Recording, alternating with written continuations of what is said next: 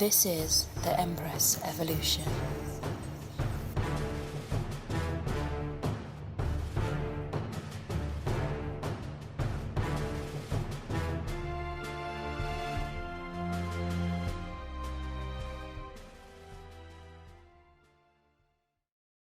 Welcome to Earth School, fellow philosopher. Spoiler alert, you're a multidimensional being with powers you may have thought only existed in stories. Faith or folly, round here we do it all. Many lives, many levels, many masters. Whether it's learning how to cook a healthy meal, navigating the spiritual life, processing our feels, or saving the planet, we're here for all of it. This is the Jessamyn Shows, presented by Empress Evolution. Sweet. Well, welcome, Paul. You are, I think, you're third on the Mouthwatering Manly Men series for our masculine mentors. We're very happy to have you. Your abs are very distracting.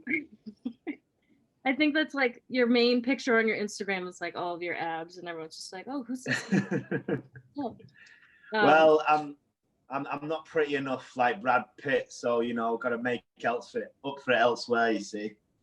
I disagree. I think that you're prettier than Brad Pitt, but everyone's got their thing, right? So. Thanks.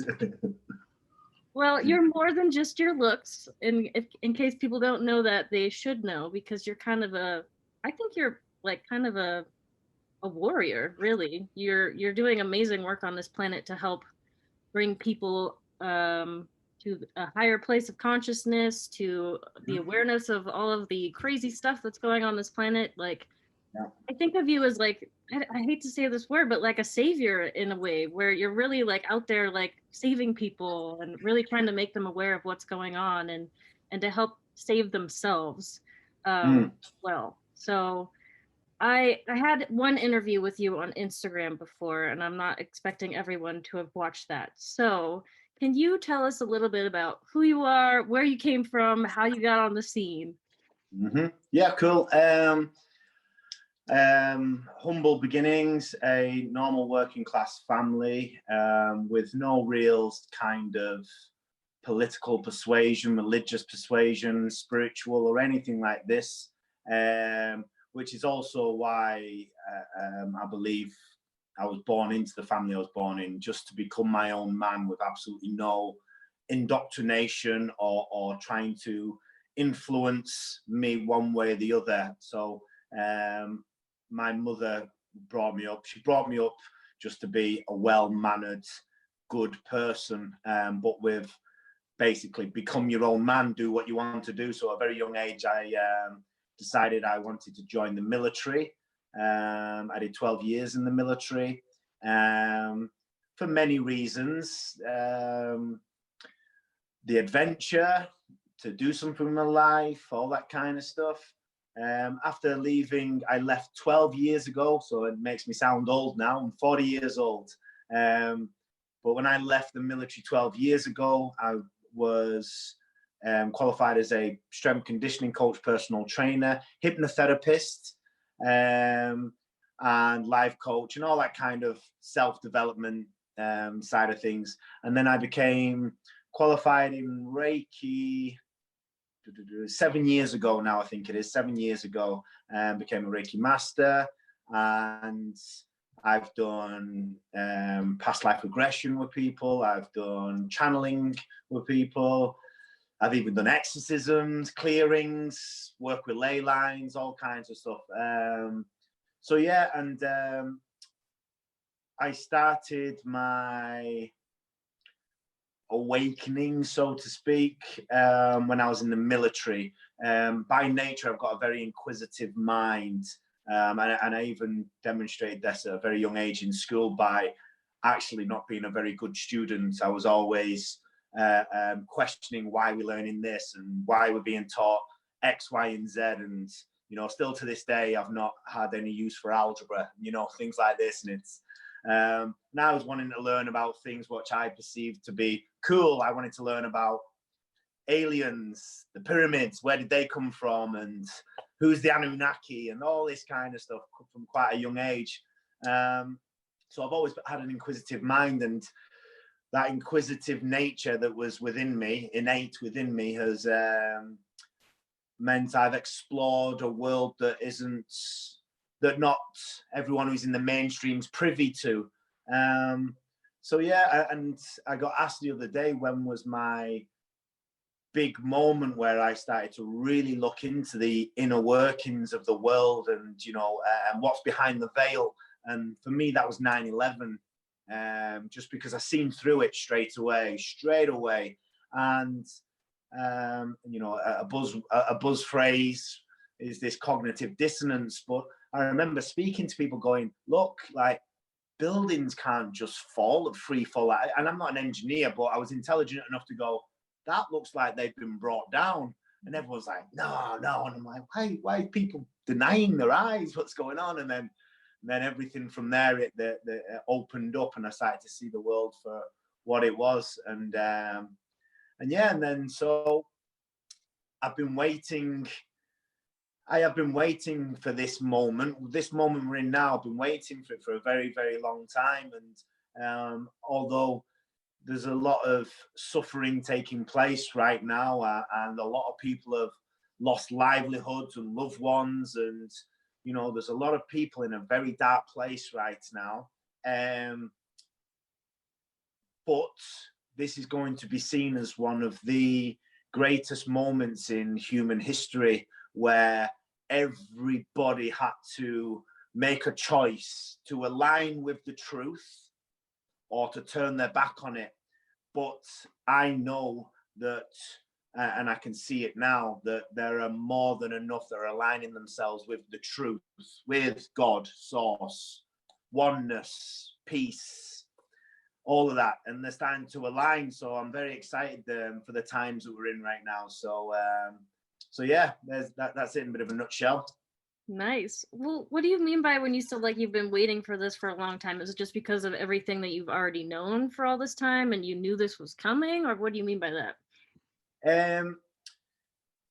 Well, I'm not a religious person as such. I know God exists. I know angelic beings and different energies of light. People give them references, different kind of names and descriptors. They're true. They exist. I've interacted with them many, many times.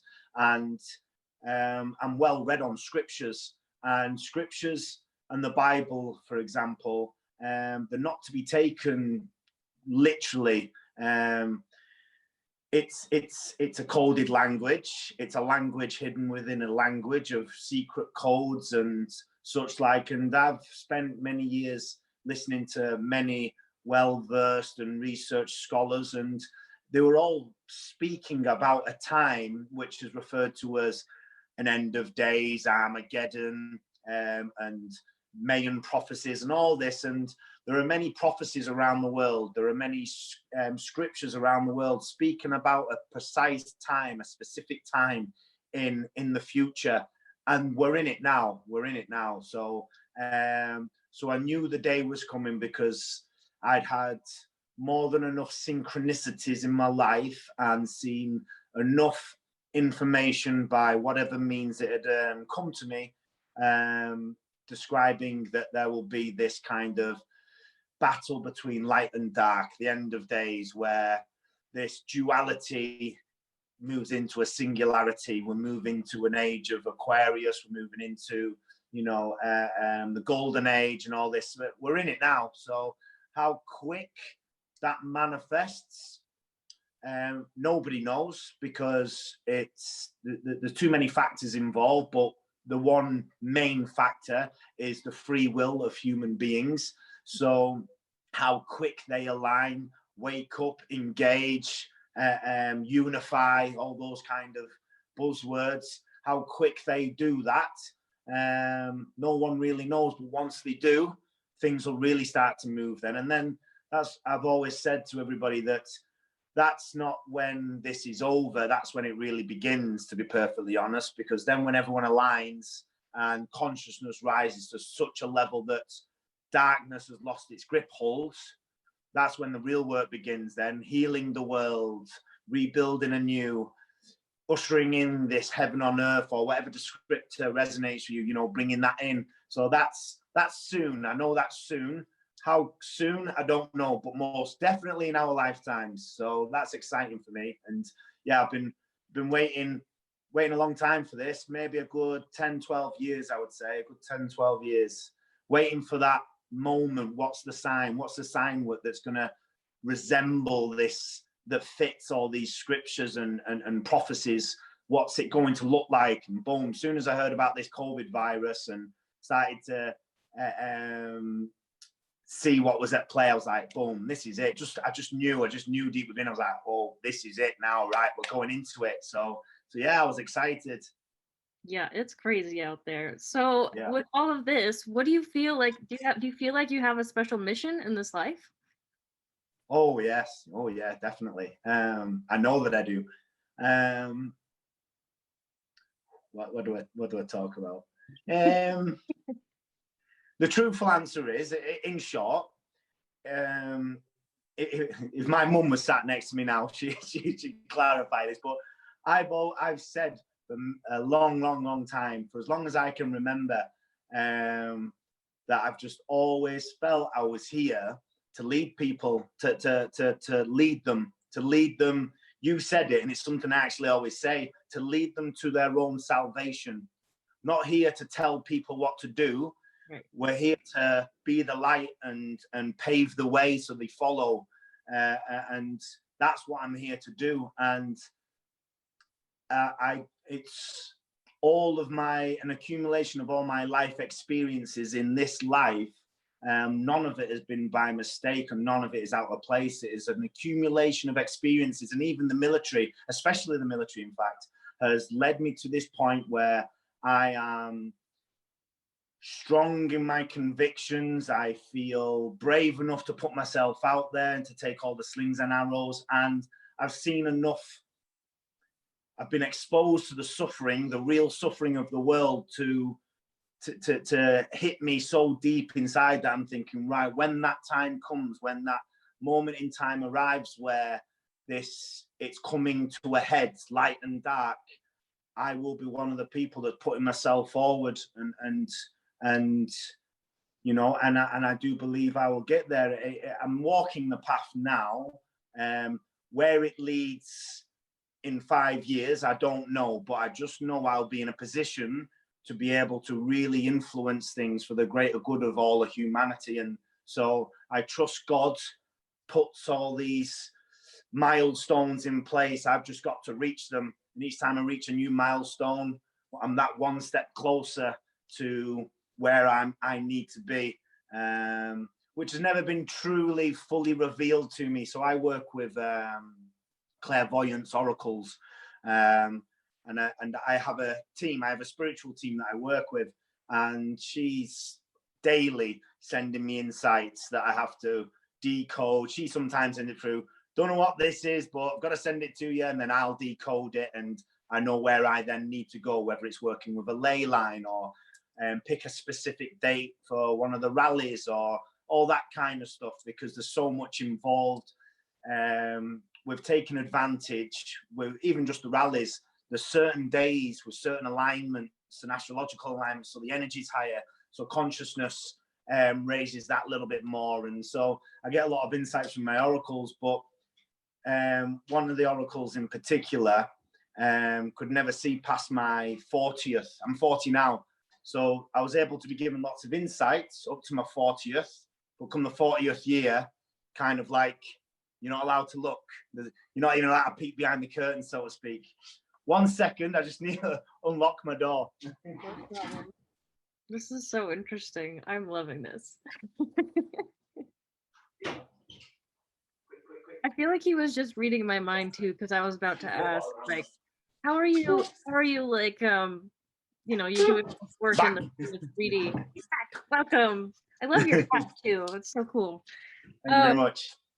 So you do all this work like in the 3D world with like aligning with these like marches and these protests, and I mean, you do Reiki and all that stuff, but like I feel like you do a lot of work in the spirit world, especially with, you were just saying, like you work with oracles and stuff. How so you work with ley lines? Can you tell us more about that? Like, how do you know what to go do? Good question. So I'll give you one example. I can only ever talk about the things that I've done, but not going to do. Right. I'm sure that makes sense.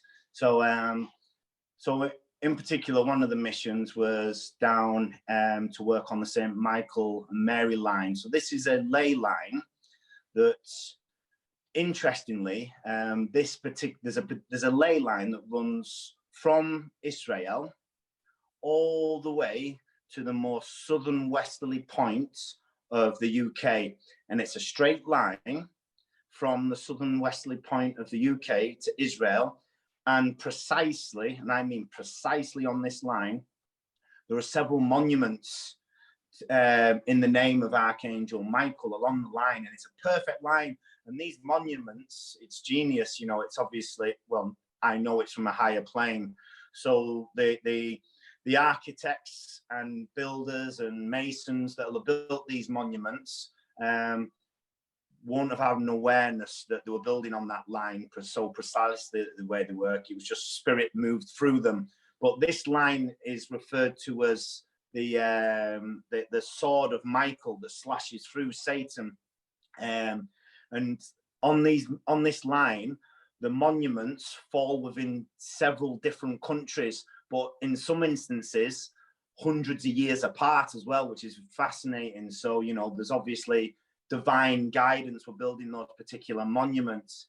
Now, that line traces to the UK, and then it meets at a certain point in a place called Cornwall in the UK, and then it goes right across the southern part of the UK. Now, what I did recently is, I have the knowledge to be able to do this, is that I shifted the ley line so it went through the city of London. So when we had a protest last weekend on March the 20th, and one of my close friends who's in my spiritual team, I didn't know the route we were going to walk, but the protest walked all the way along the new ley line route that I'd placed. And the way that I was able to do this is I redirected it into the city of London.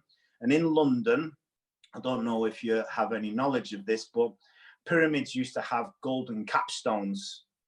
And these golden capstones were there because, for many reasons, but these golden capstones were made from something called monatomic gold. It's 100% a conductor. So at the source of the energy, you have 100% output.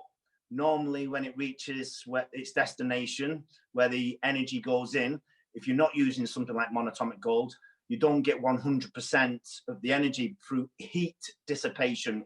Some of it dissipates. But monatomic gold is a superconductor. So it's 100% output, 100% input received. So that's why they used it, the superconductors on the pyramids. And it was used for many reasons, the pyramids, from almost like homing beacons for other star systems to align to get here, healing chambers. They work like Tesla technology, so they emit energy into the area, so life flourishes, and many other things. Anyway, back to my point in London. In London, many of the monuments around London have gold capstones to them. Most of them are actually gold acorns, and the gold acorn signifies the pineal gland, I'm sure you're aware.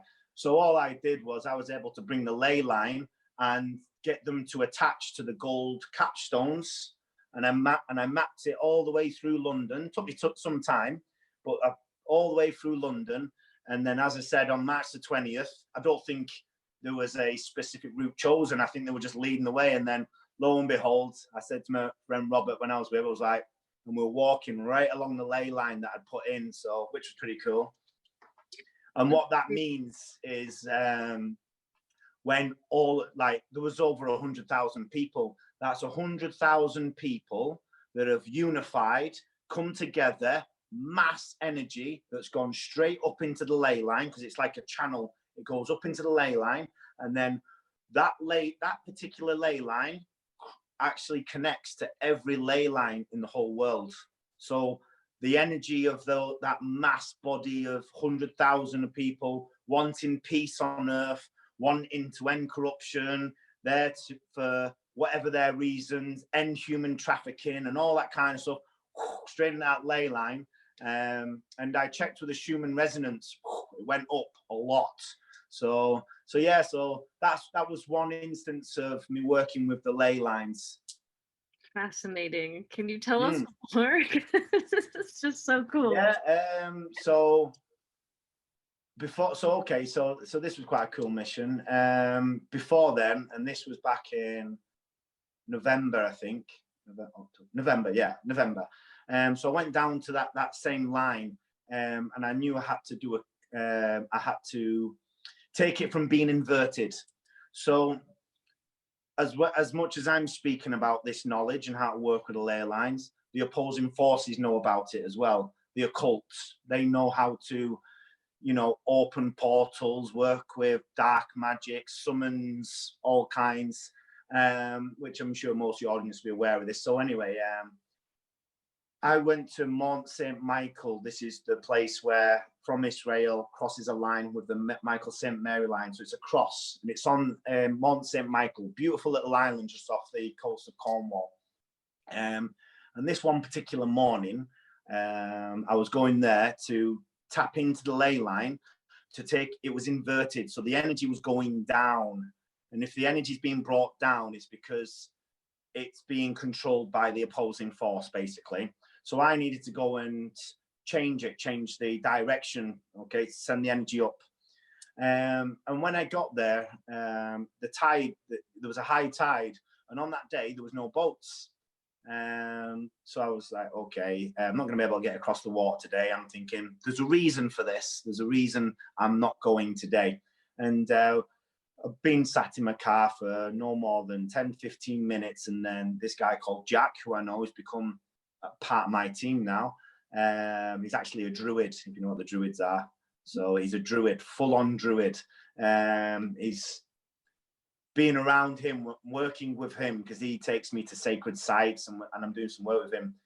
The way that he's able to just look at a rock from about 50 meters and tell you its composition and all this kind of stuff, it's just like, it's wow, he's amazing. So anyway, I digress. So he messaged me on Instagram saying, I've seen that you're down in Cornwall. Did you know about this place? And sent me a link, and it was someone called Alistair Crowley. Do you know who Alistair Crowley is? Yeah, okay.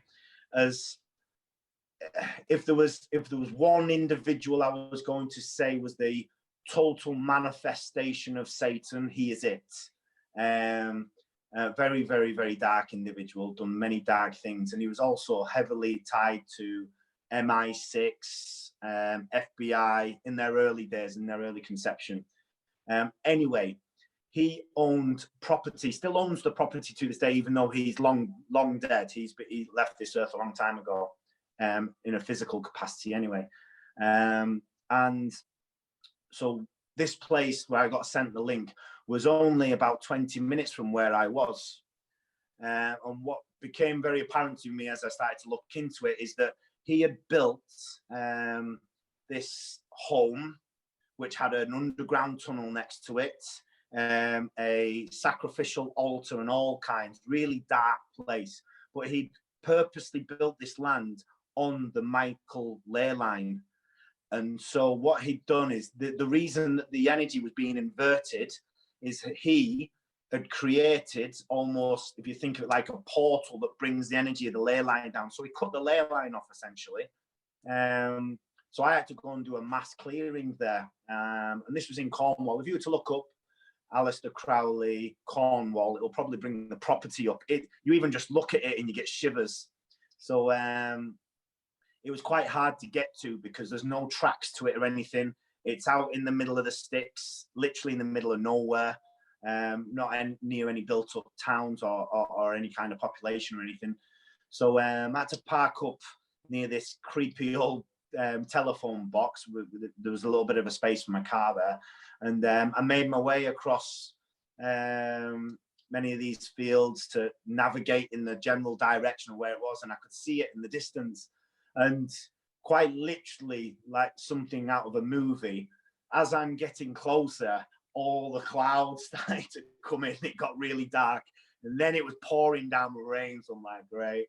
So anyway, I was there for maybe over an hour, did a clearing. I couldn't get into the tunnels because they were padlocked up, but there were little train tracks going into the tunnel, like tiny. So they must have been wheeling things in and out there. So I did a clearing on there, and I cleared the place. And as soon as I cleared the place, again, it's like something out of a movie. As soon as I'd finished, the clouds opened up, the sun came out, and then I could feel the energy had shifted.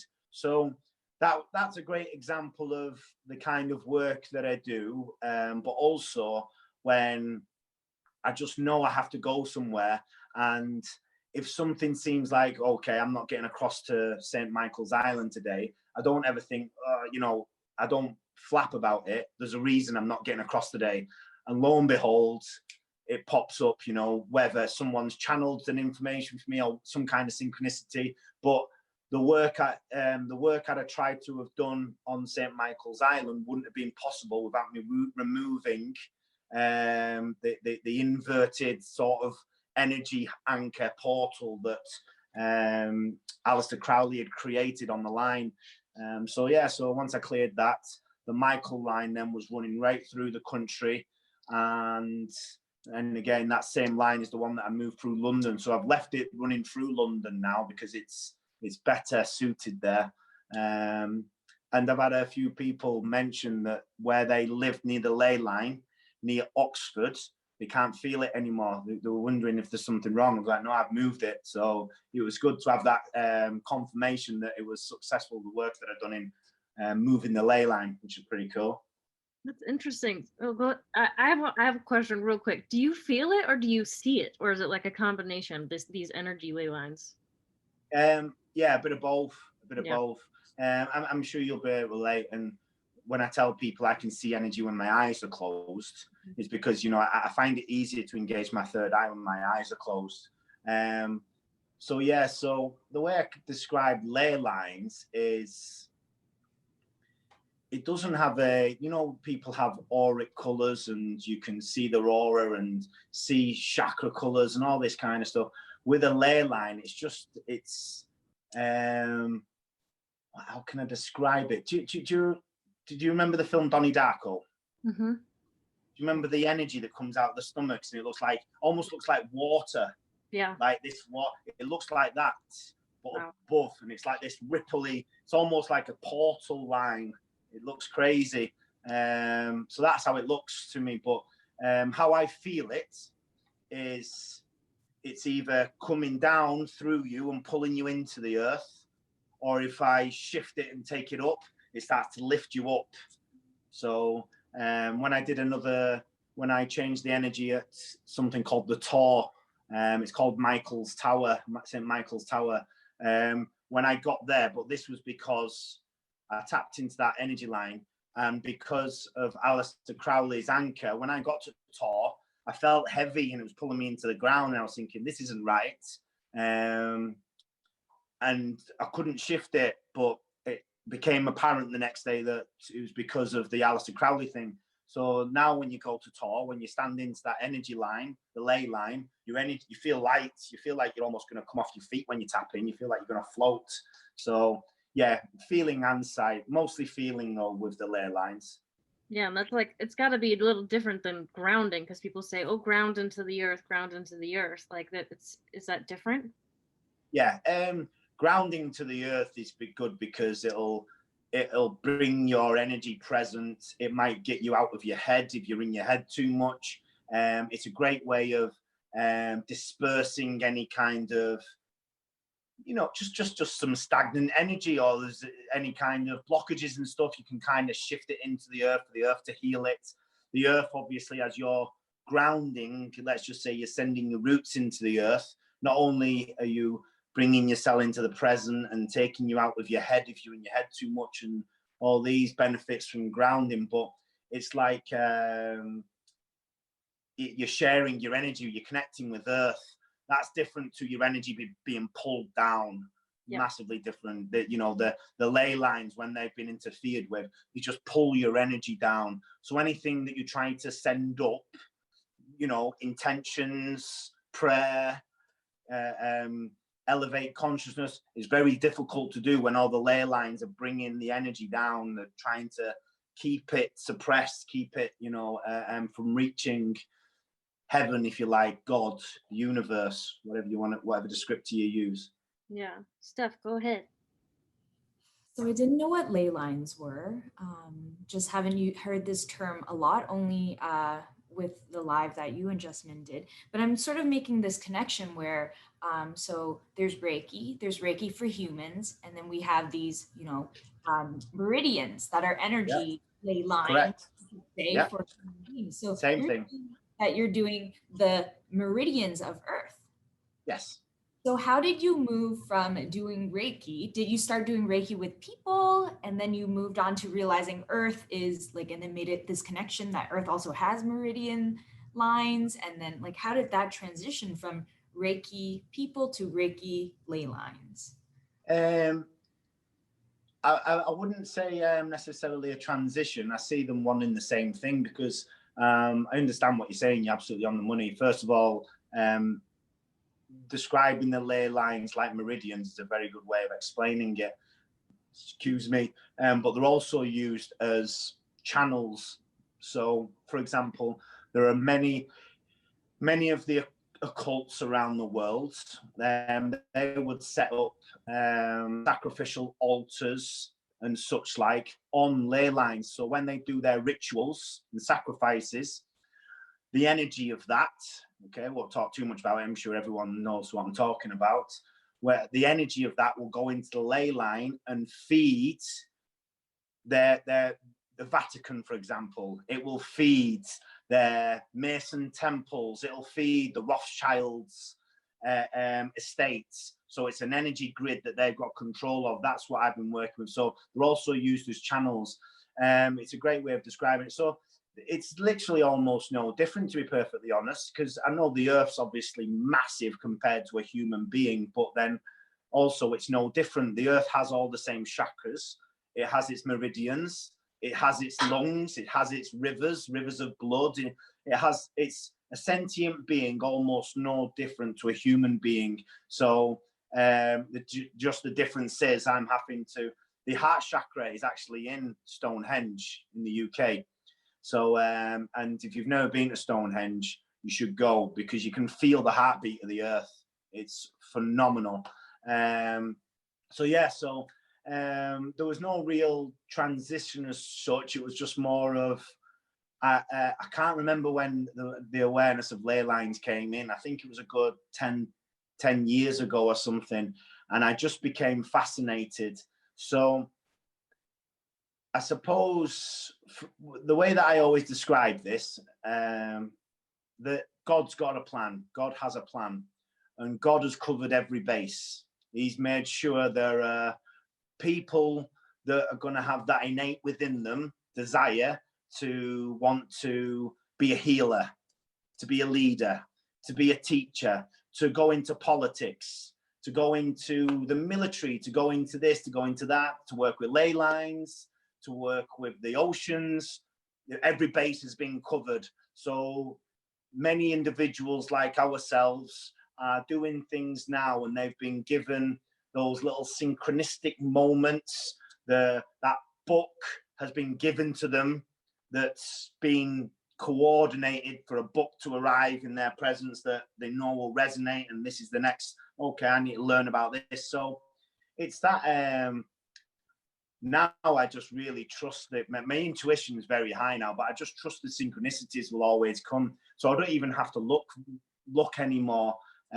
So with the ley lines, it was not so much I was looking for it. It arrived on my lap, and then it was like, okay, I need to look into this. And then once I did, I realized, especially in Britain, the significance of the ley lines here are very, very, very powerful, very, very powerful. And that would be only highlighted by the fact that the heart chakra is in the UK, and the heart chakra is the most powerful of all the chakras. So there's a big significant, there's a huge spiritual significance to these lands. Not trying to say the people here are any more special than anywhere else. That's not what I'm saying. It's just from an energy perspective. And if you were going to say to a human being, you need to take care of your heart, follow your heart. A lot of there's a lot of sort of indicators to the significance of the heart and how powerful the heart is, and that heart chakra is in the UK at the moment. So I find it no coincidence my desire to want to work with the ley lines and the knowledge that I've acquired, and I'm planted here in the UK, is not by coincidence at all. So so yeah. Interesting. I feel like you're fading into the dark. I know it's getting late. I'll get a light on. I am not looking at myself, you see. 1 second. Back to the light. There we go. There we go. Sorry, I'm only on a small screen. I couldn't see. Okay. Oh, yeah, it's getting late where you're at too, so it's like middle of the day. What's up, Steph? Lay it on us. I have another question. Okay, so if the Stonehenge is the heart chakra of the earth, can you also say that as humans work to heal their heart chakras more, that would help the heart chakra of the earth? And how would people do their part in helping, even though they're not, say, around a powerful ley line or channel? How do they participate in the healing of the earth and ley lines? Okay. Well, it's something that people like yourselves are already actively doing, but it's if to use an analogy, the earth is so intelligent at being able to bring things into balance. So human beings have got a very good at being able to cause disruptions or take the earth a little bit out of balance, okay, to put it mildly. And the earth has always been very good at being able to counterbalance that. And so the way that the earth will be fully healed and brought into greater balance is when all the human beings start becoming into balance. And it's as simple, because I'm sure you'll know this already, but consciousness doesn't just connect all humans, it connects all things, everything. It moves through the ecosystems, the earth, the plants, the animals, everything. It's all interconnected. So if tomorrow every human being started living from their hearts with compassion and love for one another and for everything, pretty much the whole world will start to come into balance very, very, very quickly.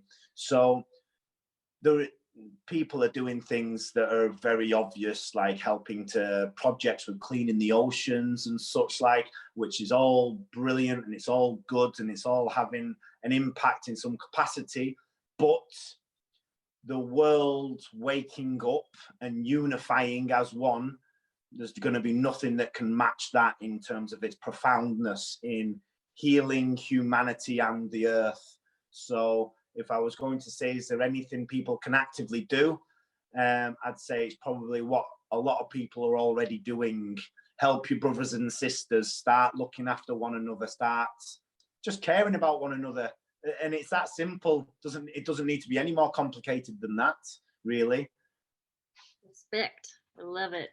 I want to ask you, some people believe in reincarnation, that we've been here multiple times. Do you feel, if you've done past life regression stuff through your hypnotherapy, do you feel like you have any past lives? Yeah, many. Yeah. Can you tell us about I know it exists. I know it exists. I always sound a little bit pedantic when I say I don't like to use the word belief, because belief can be something that's swayed. I know reincarnation exists, and I've had much evidence to this in my own experience with hypnotherapy. I'm going to share this one story because it's from a long time ago. Actually, it must be a good 12 years ago. But I asked him at the time if he'd mind me sharing this story, because it's quite a cool one. And he was like, no, he was quite happy to. So I had a friend that we've lost touch now, but I had a friend at the time who I worked with. And by his own admission, he was a psychopath with girls. He turned into an absolute lunatic, one of the most nicest guys you'll ever meet in your life, such a big heart. And as soon as he got in a relationship, as soon as he started to love them, something switched with him. His personality would shift. And he was in a relationship. He told me all this, his past, and he wasn't in a relationship at the time when I was working with him. And then he got into a relationship. Unfortunately, it was with one of my clients. But anyway, he came to me. He was distraught. He was helping. He said, I'm coming to you for help because I've just been sat in a bush stalking my girlfriend's house because I'm convinced she's cheating on me. Yet I know she's not, but there is something deep inside me that is screaming that she's cheating, she's this, and I'm losing my mind, and I'm going to do what I've done before in the past, and I need help. I was like, right, okay. I was like, do you want to try this regression hypnosis? Because you've done counseling, it hasn't worked. You've done this, you've done that, hasn't worked. Self-help books, and he was a very intelligent guy as well. I just feel that there's something within you that's attached that feels so strongly. It's absolutely, swaying how you feel. So anyway, we got down to it. When you're doing the, you send them into something called the somnambulistic levels. This is a Dolores Cannon method. I don't know if you know who Dolores Cannon is. She's worked with a lot of channeling and past life regression, but also she worked within the CIA, I think it was, or FBI, I can't remember. But anyway, her methods are brilliant. So I use that method. And in this example, the story is really cool. So I've hypnotized him, put him into a deep state. And this particular script that I was using was in his mind's eye. He's sat in his living room and he's flipping through a photo album. And the photo album's like this thick, and it's got hundreds of years through it. So I ask him to flick through it. So he's flicking through it, and I'll say, stop. And it opens up, and I go, what are you looking at? And he starts describing to me what he can see. And what he started to describe to me was this woman. And then as we got into it, there's this French woman. So then I said, we'll feel it. So then he started moving into it. So then he sat in an audience. It was in the late 1800s. This French woman, and he's in a theater watching this woman. And I'm like, who is she? He's like, it's me. So he's watching himself on this stage, this actress. Anyway, a long story short, what happened was that woman, she found that her husband was having an affair. She killed the husband and killed herself. And that was the karmic sort of tie then. So I was like, okay, so we can work with this. So basically what I did was I got everything to rewind back to that moment. And the person that I was working with today had to have a conversation with the past life of this woman, his former life. I won't go into the details and share too much, but they were able to make peace and forgive and let go. And then when he came out of it, it was straight away, it was like, I feel very different.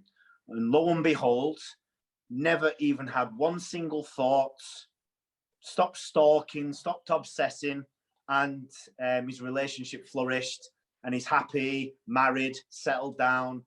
So it worked. Now people could argue it was just a figment of his imagination and that's why it worked. Yeah, great, it could be. But I know that this past life was real. It felt very real. It felt very real to him. And so yeah, he managed to find an actress with the name that fit the bill, that had murdered someone. And when he looked at the picture, said that was the same woman he could see. I've got the picture saved somewhere, which was phenomenal. I have to take his word for it, but I believe he was telling the truth. So yeah, so that was quite an interesting one. That showed how powerful it is. And I've used past life regression a few times for things similar to that, where it just doing everything right, but can't seem to quite shift it. And that's what it is, that attachment from a past life. And I'll say this, and I'll say it with caution. Don't go and just do what I'm about to say haphazard. I only learned this technique very, very recently. But if you stare in a mirror, when you stare at, say, your left eye, and stare at it for a very, very, very long time, stare, you can actually start to bring out some personalities. You'll shapeshift. So you should try it. If you're really good at it, at being able to silence your mind and stay focused, you can achieve that in a few minutes. I've got it to a point now where within just a few minutes, I can see shifts in my personality. The eyes change, the face changes and everything. So, and anyone can tap into that. You don't have to be spiritual or anything. That's something worth giving a go. It's cool. It can freak people out, but it's quite cool. But that's the layers of all those past lives. I've done it by accident because I was trying to see my own aura. So I did it in front of the mirror and I would stare at my own two eyes and you see your face melting and you see different faces. And if you don't freak out and you, so sometimes I had to stop and be like, what was that? I don't like it. But I kept going back, and by the third time I had a breakthrough. And then something interesting happens when you have the breakthrough and you don't scare yourself anymore. You get to see a version of yourself that is the truest. Yeah, exactly. And where you get to step that up to another level is when you see yourself in the mirror looking at yourself, which sounds bizarre, but when you achieve that, it's mind-blowing because you're in the mirror. It's crazy. Very esoteric, because that's what you're trying to do in meditation also. Yeah. You're trying to be the observer and see yourself as the observer observing the observed. And once you do that, that's a different level of meditation. Yeah, you're completely right. Yeah. So yeah, it's a very cool. It's a very cool method. But so yeah, past life regression is very real. Very, very real. Past lives, rather, it's very real. Can you tell us anything about like who you think you were? Well, not who you think, who you've seen yourself as being in the past life. Is that anything you want to share? Maybe I totally understand if you want to keep it to yourself. So. Yeah, I'd rather not. Right now, no, I'd rather not. Amelia told me to ask, so I was like, okay, I'll ask. I understand why you'd ask. Yeah, there would be nothing to be gained from me speaking about that. There'd be nothing for me to be gained at this moment in time. There'd be nothing for me to gain from it, and it'd cause trouble. No, leave it. And I think the purpose behind doing this like past life regression stuff is to heal old wounds, so you're not carrying them forward in this life, you know. So I'm sure you've probably worked through a few things. I know that I have too. And I did one past life regression session and I was just blown away by what I saw. I was like, oh God, no wonder. Fascinating stuff. So it is. But I always feel obligated to add that it's not necessary though, always. So I don't want people now that are watching this thinking, oh shit, you know what? I'm a little bit messed in the head, me. I need that's going to be the answer. Not necessarily. It could be, but don't want everyone panicking now that because they've not done the past life regression, that automatically means stuff that you've messed up in past lives is attached to you. It's not the case. It's not the case, because in actual fact, when you move into the next life, more often than not, you're presented with the opportunities in the life to correct those things. So it's dealt with there and then, and you'll have been none the wiser to that. So that's worth noting, because a lot of people now might be worrying now that they have to go and get that done. You don't. The chances are the things that you'll have messed up in the previous lives, you've had an opportunity to correct that because it'll have been presented to you to do so. So just, had to throw that out there. Yes. I would like to second what Paul is saying, because it can be actually dangerous for some people if their souls aren't strong enough, because the hypnosis can bring up the negative identity from those past lives and then pull it into this life. Whereas if you do it naturally through just healing and just karmic obstacle through your everyday life, you heal naturally. So a regression would be more like an acceleration, like people take plant medicine and you can get psychosis. It's the same thing with past life regression too. So always best to do things naturally.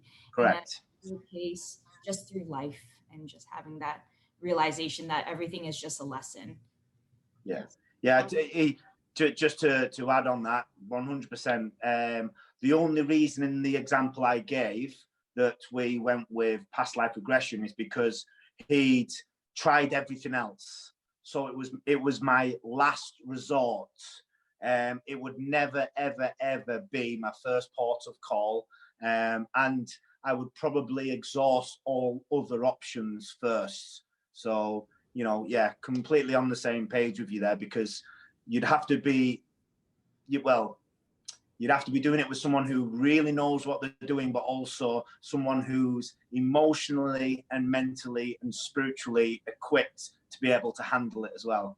So, yeah, it's better to heal whatever, ayahuasca, psilocybin, self-hypnosis, Reiki, whatever it is. They're all much better options. Definitely.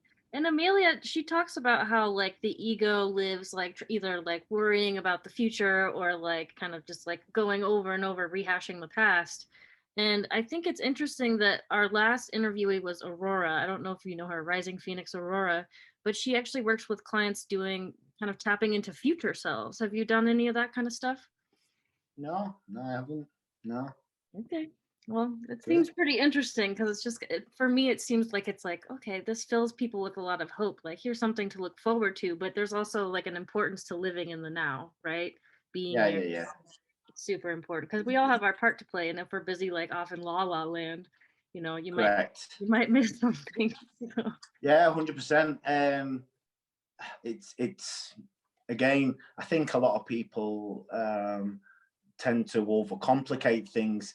You can take anything out of balance. If you're too present and not focusing on any kind of future or making plans for the future, you're probably not going to manifest anything. Yeah, if you're focusing far too much on the future and not being present, you know, you can take your foot off the ball and miss opportunities, and, you know, don't appreciate what you've got in that present time, which is often how you're actually able to manifest the future, is actually by the gratitude for being in the present and everything that you have at the time. So balancing all things, I suppose. But yeah, I've never heard of that method, to be honest, so I wouldn't like to say too much without knowing entirely what it's about. Yeah. But I think Amelia, she loves ego, doesn't she? ego. I'm sure she said I've got an ego. Probably have a little bit. But even that, I think it's something that can be sometimes overused. Your ego, it's just, everything is by design. So a lot of people will obviously agree that being in fear does not serve you. However, fear, it can be used as a great tool to make you shift your ass, to make you do something quickly, get out of danger, react, and take action. So everything's as it's meant to be. Things like ego, fear, and everything else, every human emotion or state of being is meant to be there to experience, as long as you use it wisely and don't use ego to drive you forward. You can just sometimes use ego to give you insights, you know. So it's all about balance, really, isn't it? Yeah. And I think all the different emotions as like different gauges on the car dash. It's like, oh, here's kind of what's coming up for you. What do you need to learn from this? Take a look. Yeah, exactly. Reroute if you need to. Yeah, exactly. Reroute. So what's next for you? I mean, I know I'm not trying to give away like your master plan here or anything, because I know you're doing really amazing work, but is there anything you want to share with like what's up for you next? So soon there's going to be in the north of the UK, a rally that we're bringing together. I'm expecting thousands and thousands to turn up now, because as you'll know, everyone's wanting to be a part of this one mission now. So I'm excited about that. That's in a couple of weeks. And I suppose I wear many different hats. That's the freedom fighter who eventually wants to move into politics in some capacity, because I really believe that the only way to ensure that this golden age, this age of Aquarius, awakening, not only happens but stays indefinitely, is for us people that, you know, aligned with God, truth, source, get into these positions of leadership. We infiltrate the system and transmute and change the energy of it. So I've always said there is no such thing as an evil system per se. It's just the intent within the system. So we need to infiltrate the systems and change the intent so it serves humanity rather than enslaves humanity. So that's my one hat that I'm wearing as the freedom fighter politician side of things. And then on the spiritual side of things, I will be continuing with my team to do work with the ley lines, shift the ley lines where I see fit that they need shifting to, and keep raising consciousness, because from an energy perspective, there is nothing that has greater power at raising consciousness than working with the ley lines. Okay, I have one more question actually to backtrack. Cool. What's your take on portals? Because everyone's always like, oh, there's a portal open. And then I have another friend who says that she actually goes out into the woods and finds portals and walks through them into different dimensions and stuff. So what's your take on portals? What's my take on them? If they're real? Well, sure. If they're real, how do you use them? If they are real, all that kind of stuff. So yeah, they're real. Yeah, they're definitely real.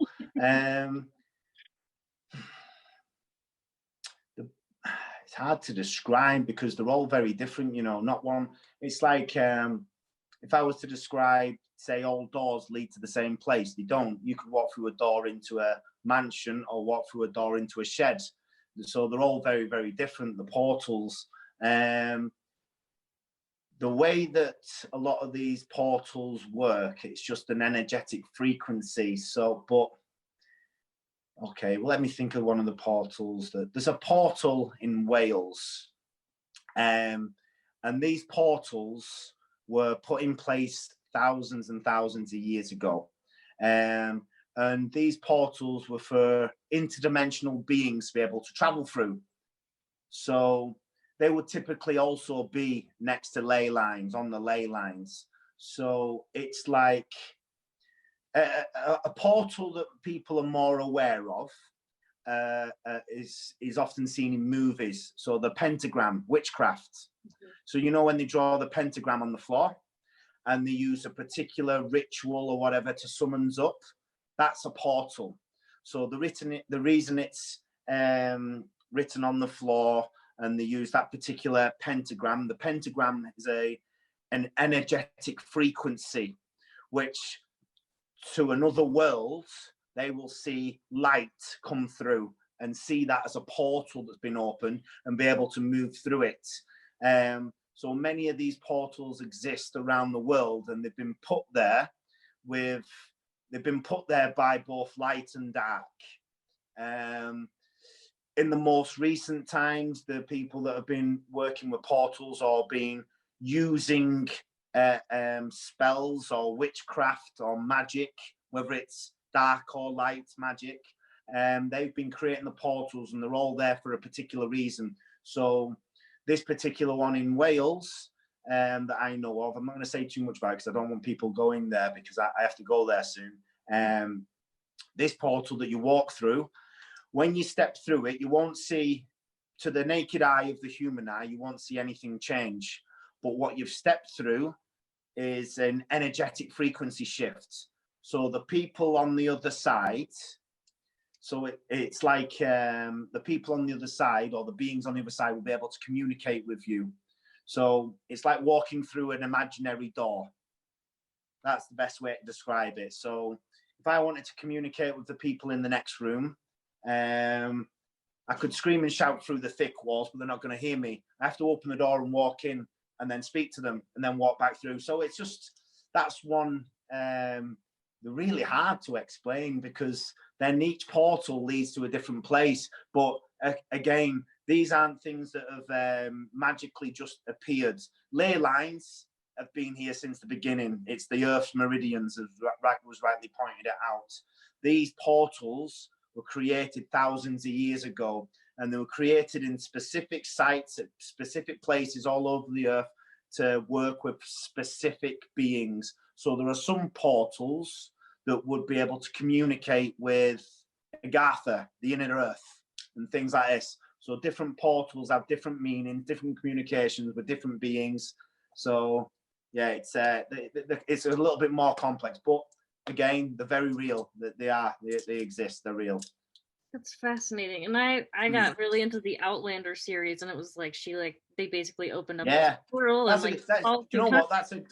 That's a great way that they depicted it, because not all portals are the same. You get a good guy coming through it or a bad guy coming through it. The bad guys come from a completely different star system to another star system. So that's kind of what they're used for.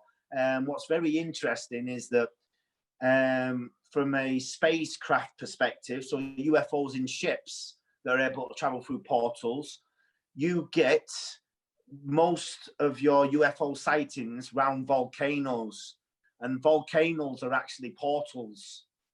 Obviously not, humans can't pass through them. It's for advanced technology only. But yeah, so I can't remember, there's a volcano, I think it's in maybe Haiti. That's a well-known portal. UFOs have seen video cameras going in and out all the time.